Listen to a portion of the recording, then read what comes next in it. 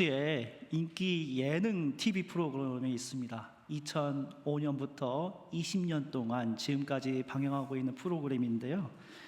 이 제목은 지흐레흐 도흐밀 셰프, 당신 집에 자러 갑니다라는 프랑스 이 프로그램입니다.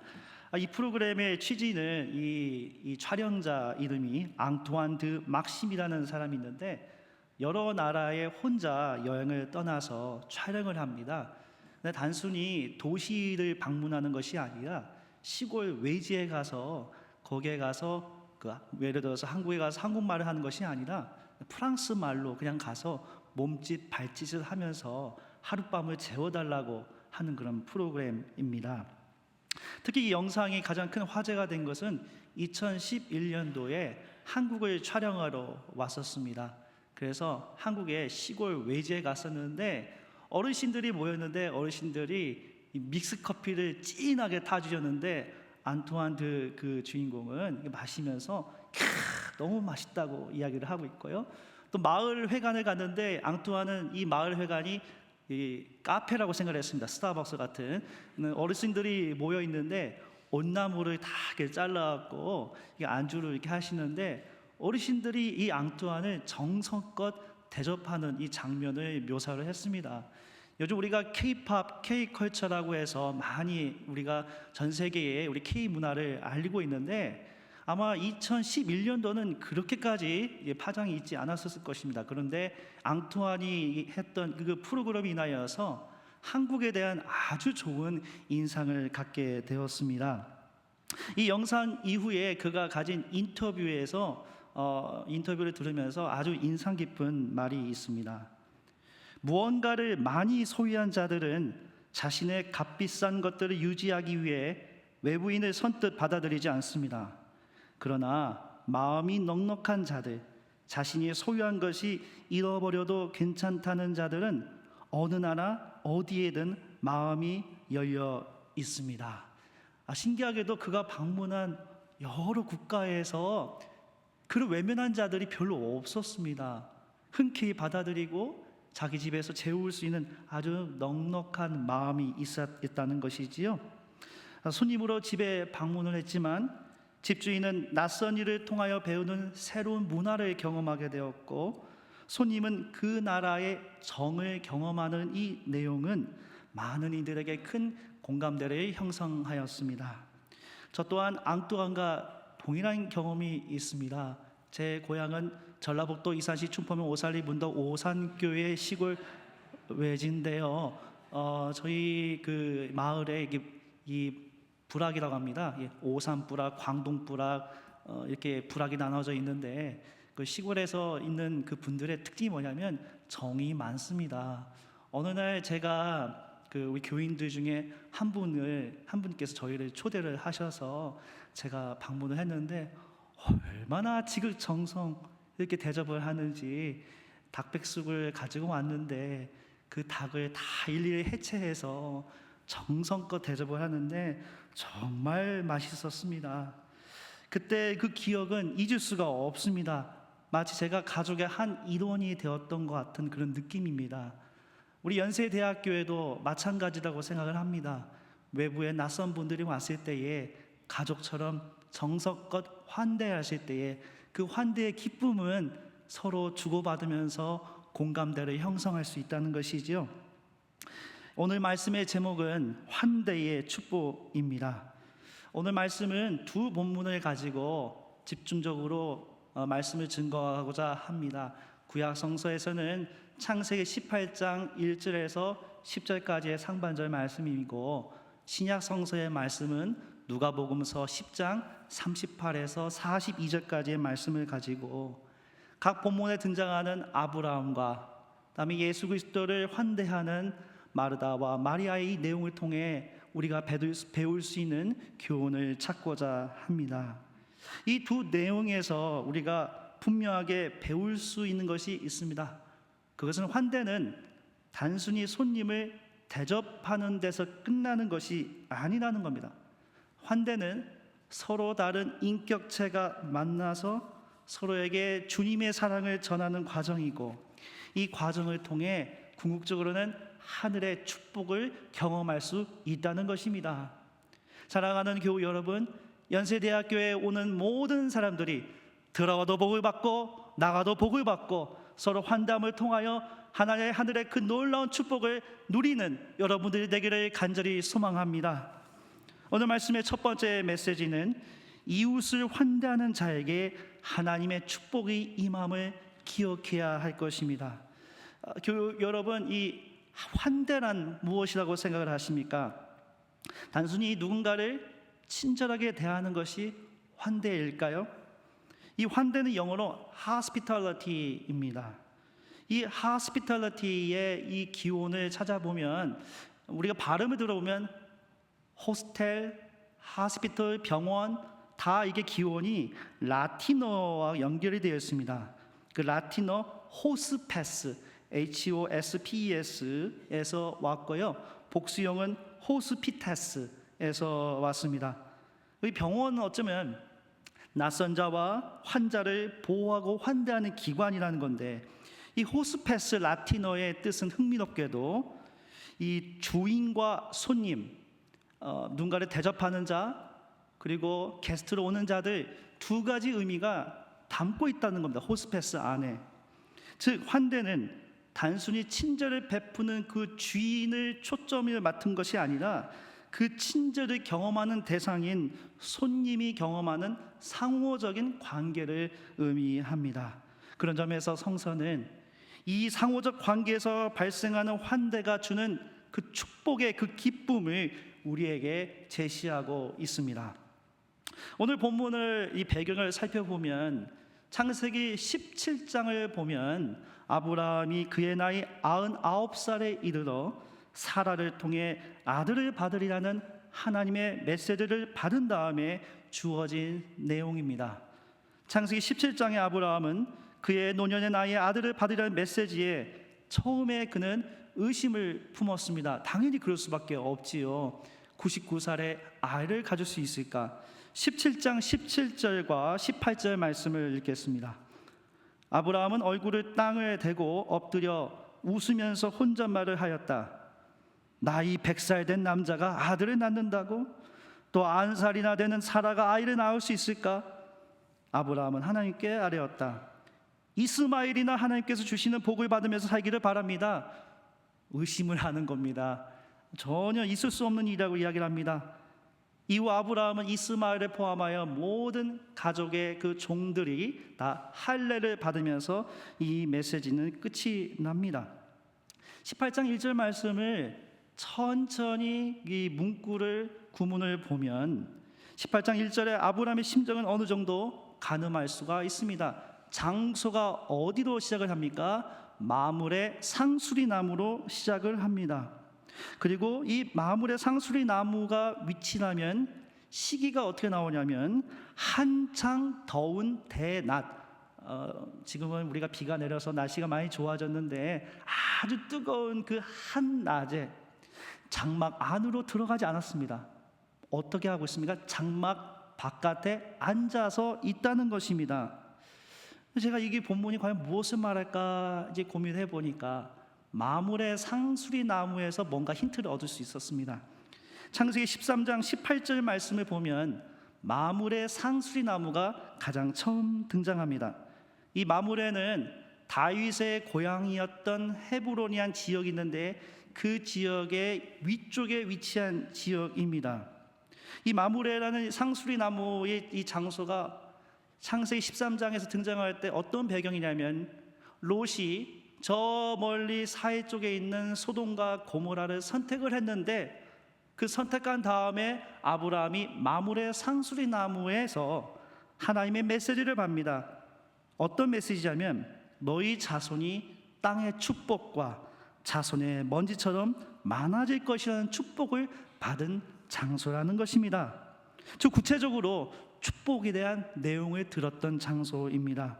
그 다음에 상수리 나무가 등장하는데 이 상수리 나무는 히브리어로 엘론입니다.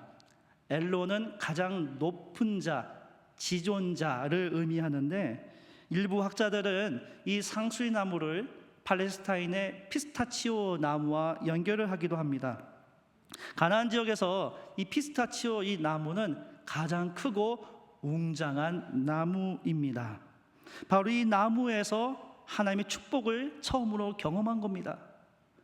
아마 아브라함은 하나님이 나에게 주실 그 축복이 정말 나에게 임할 것인가, 그 임한 것에 대한 그 기대감을 가지고 비록 그 한낮의 그 뜨거운 열기에도 불구하고 마물의 상수리 나무에서 처음 받았던 축복의 메시지를 기다렸을 것입니다.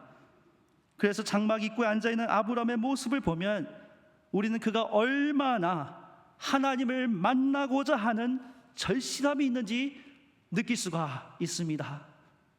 사랑하는 교우 여러분, 여러분들도 하나님이 여러분에게 주신 그 축복의 메시지를 받고자 간절한 마음으로 이 대학교에 오고 계십니까? 그 메시지를 받고자 하는 절실함이 여러분 가운데 있습니까?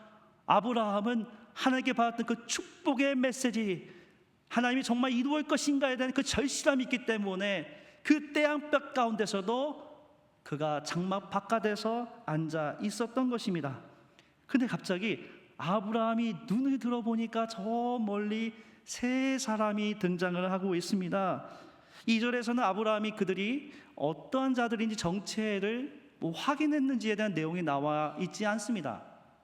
동방정교의 전통에 따르면 이 세 사람을 성부, 성자, 성령으로 해석을 하기도 하는데요, 많은 교부들이나 학자들은 아브라함이 그거를 인식했을까? 대부분은 인식을 하지 않은 걸로 보고 있습니다. 그런데 하나님의 존재가 아닐 수도 있고 또 될 수도 있고, 그와 상관없이 아브라함의 행동을 보면 참으로 독특합니다. 그는 그의 장막으로 그들을 받아들였습니다. 그들에게 정성껏 대접하는 내용이 등장하는데 제일 먼저 물을 가져와서 발을 씻게 해줍니다. 그리고 그들의 배고픔을 달래기 위해서 사라에게 고운 밀가루 세 스아를 가지고 반죽하여 빵을 만들어 갑니다. 이 스아는 지금으로 따지면 한 7리터 정도 됩니다. 그러면 세 스아는 3 곱하기 7하면 21리터 정도 되지요. 온 가족이 먹고 남을 정도로 풍성한 그 빵을 만든 것입니다. 마지막으로 그들을 위해 그가 키워던 그 기름지고 아주 좋은 최고의 그 송아지를 요리를 해서 대접을 합니다. 근데 이렇게 대접하는 과정에서 반복해서 나오는 단어가 두 가지가 있습니다. 서두르다, 달려가다입니다. 그만큼 손님들이 그 이스라엘 지역의 그 따뜻한 그 뜨거운 열기를 받고 있는데 그거를 식히기 위해서 아브라함이 아주 정성껏 준비하였음을 우리가 알 수가 있습니다. 어떻게 처음 만난 자들에게 아브라함은 이러한 대접을 할 수 있었을까요? 아브라함이 그들이 하나님이 보낸 존재라고 알고 준비했을까요? 신약 성서를 보면 여기에 대한 답을 찾을 수가 있습니다. 히브리서 13장 1절 2절 말씀입니다. 서로 사랑하기를 계속하십시오. 나그네를 대접하기를 소홀히 하지 마십시오. 어떤 이들은 나그네를 대접하다가 자기들도 모르는 사이에 천사들을 대접하였습니다. 아브라함은 그들을 대접하되 그들이 누구인지 확인하고 점검하기보다는 그들을 대접하는 것을 소홀히 하지 않는 전통을 충실히 따른 것입니다. 고대 지중해 연안의 자료를 따르면 손님 대접을 하는 것에 대해서 아까워하지 말고 지극정성으로 대접할 것을 강조하고 있습니다. 아브라함은 이러한 전통을 지극히 그대로 당연히 실천한 것입니다. 그런데 이러한 그의 실천이 결론적으로 어떻게 연결됩니까? 하나님의 축복을 가져옵니다. 18장 10절 상반절 말씀 보면 세 사람이 아브라함의 이야기를 합니다. 내년 이맘쯤 즉 그의 나이 100세에 이르러 사라를 통해 아들을 낳을 것이라는 메시지를 듣게 됩니다. 한 주간도 이 본문이 과연 우리에게 의미하는 것이 무엇인지 고민하였습니다. 환대는 어떠한 특정 대상을 놓고 환대하는 것이 아닙니다. 바로 내 옆에 있는, 그리고 언제 어디서든지 내가 만날 수 있는 이웃이 바로 하나님이 보내주시는 천사라는 것입니다. 우리는 흔히 천사라는 이미지를 여러분들 마음속에 떠오르면 어떻습니까? 날개가 이렇게 있고요. 막 제가 지금 이마가 넓은데 환하게 빛이 비치면서 사랑한다 뭐 하면서 목소리도 그래 내가 천사다 이게 아니고요. 이럴 수도 있습니다. 근데 이게 보통 그리스 로마에 나오는 천사 이미지인데 히브리 성서에 나오는 천사는 히브리어로 말라크입니다. 이 말라크는요 메신저라는 뜻을 가지고 있습니다. 그러니까 편지를 전달하는 사람이라는 것이죠. 우리 구약 성서의 마지막 책이 무엇입니까? 말라기입니다. 말라기는 my messenger라는 뜻입니다. 나의 전달자. 그러니까 여러분들 옆에 계시는 분들이 비록 날개가 안 보여도 여러분들 옆에 계신 분들이 천사일 수 있는 것입니다. 자, 그런 의미에서 옆에 분들 눈을 지그시 바라보면서 당신은 하나님이 보내주신 천사입니다. 한번 해보겠습니다. 당신은 천사 같지 않습니까? 자, 얼굴 보시면서 한번 당신은 하나님이 보내주신 천사입니다. 가능하면 두 눈을 똑바로 보고 마음을 다해 인정해 주시고 그런 마음이 필요합니다. 그렇습니다. 여러분 옆에 계시는 분들이 바로 하나님이 보내주신 천사일 수 있는 것입니다. 갑작스럽게 내가 만나는 새로운 교우나 새로운 사람들이 있다면 절대로 소홀히 여겨서는 안 될 것입니다. 적극적으로 환대하고 사랑을 베품을 통해 하나님의 축복을 경험하는 우리 교우들이 되기를 간절히 소망합니다. 마지막으로 참된 환대는 환대를 받는 존재의 목소리에 귀를 기울이는 것이 중요합니다. 창세기 18장을 보면 아브라함은 적극적으로 손님을 환대했고 또 그들의 메시지에 귀를 기울였습니다. 신약 성서에서는 환대하는 자의 태도에 대해 예수님의 메시지를 통해 우리는 구체적으로 알 수 있습니다. 누가복음 10장 38절에서 42절을 보면 마르다의 집에 예수님이 방문을 하게 됩니다. 자, 그런데 이 본문을 보면 마르다는 그 고대 근동의 그 풍속에 따라서 예수님을 정성껏 대접을 하려고 너무너무 분주합니다. 그런데 자기 여동생인 마리아는 자기를 도와주기보다는 그 손님으로 온 예수님의 발 밑에 가서 그 말씀을 듣고 있다는 것입니다. 어떻게 보면 이 본문을 읽어보면 충분히 마르다의 마음을 이해할 수가 있습니다. 아니 저것이 어떻게 내가 지금 막 이 그릇도 치우고 막 설거지도 하고 이 반찬 혼자 만드는데 저것은 손에 물 하나 묻히지 않고 그냥 예수 이런 또 그런 아마 그런 마음이 있을 수도 있지요. 그런데 이 예수 그리스도께서 말씀하시는 내용은 좀 독특합니다. 그러니까 환대는 어떻게 해야 하는지 분명히 말씀하시는 거지요. 누가복음 10장 41절 42절 말씀입니다. 그러나 주님께서는 마르다에게 대답하셨다. 마르다야 마르다야 너는 많은 일로 염려하며 들떠 있다. 그러나 주님의 일은 많지 않거나 하나뿐이다. 마리아는 좋은 몫을 택하였다. 그러니 아무도 그것을 그에게서 빼앗지 못할 것이다. 우리가 누군가를 대접하고 환대하는 것은 선한 행동입니다. 그러나 이 선한 행동과 더불어 우리가 기억해야 할 가장 중요한 것은 환대를 받는 우리의 이웃이 말하는 그 음성에 세미한 음성에 귀를 기울이고 집중해야 한다는 것입니다. 우리가 바쁜 일상생활에서 누군가의 말에 귀를 기울인다는 것은 쉽지가 않습니다. 그 현대인들이 가장 잘 표현하는 문장이 있다면 두 가지가 있습니다. 특히 우리 한국인하고 관련되어 있는데요. 용건만 간단히, 그 다음에 빨리빨리. 외국인들도 가장 많이 하는 게 빨리빨리라는 것이죠. 오늘날 우리 사회에서 갈등이 있고 오해가 생기는 가장 큰 이유는 상대방의 존재에 대한 인정과 서로의 목소리에서 귀를 기울이지 않는 데서 비롯되었다는 것입니다.